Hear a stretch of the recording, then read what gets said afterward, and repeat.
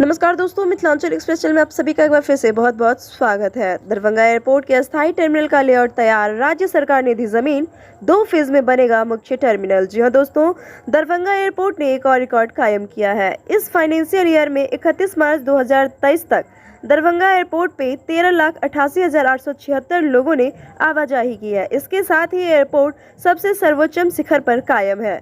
सुविधाओं का विकास कर रही है केंद्र सरकार। बिहार का दूसरा और उत्तर बिहार का सबसे पहला व्यस्तम हवाई अड्डा दरभंगा के अस्थायी टर्मिनल को लेकर लेआउट तैयार हो गया है और इस एयरपोर्ट के विकास के लिए उड़ान योजना के तहत लगातार दूसरे साल नंबर 1 पर बने रहने के बाद राज्य सरकार ने जमीन दे दी है।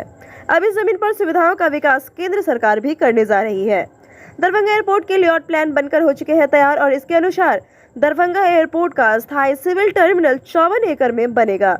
एयरपोर्ट के दक्षिण और नॉर्थ ईस्ट कॉरिडोर से जुड़ेगा। राज्य सरकार की ओर से दी गई 24 एकड़ अतिरिक्त जमीन पर रनवे का विस्तार और रात में टेक ऑफ और लैंड करने की सुविधा के लिए ILS सिस्टम लगाया जाएगा। 2 फेज में बनकर तैयार होगा मुख्य टर्मिनल। जी हां दोस्तों, 66,000 वर्ग मीटर में बनने वाले इस नए टर्मिनल भवन की ब्लूप्रिंट के अनुसार दरभंगा एयरपोर्ट का मुख्य टर्मिनल 2 फेज में बनेगा। टर्मिनल की पूरी क्षमता सालाना 42.5 लाख यात्रियों की होगी और व्यस्तम अवधि में यहां से एक साथ 2000 से 500 यात्रियों की आवाजाही हो सकती है। इस संदर्भ में दरभंगा सांसद गोपाल जी ठाकुर ने कहा है कि आज एयरपोर्ट के लिए प्रधानमंत्री को धन्यवाद करने का दिन है।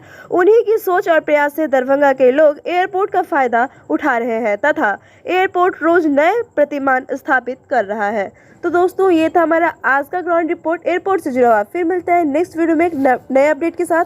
तब तक के लिए शुक्रिया।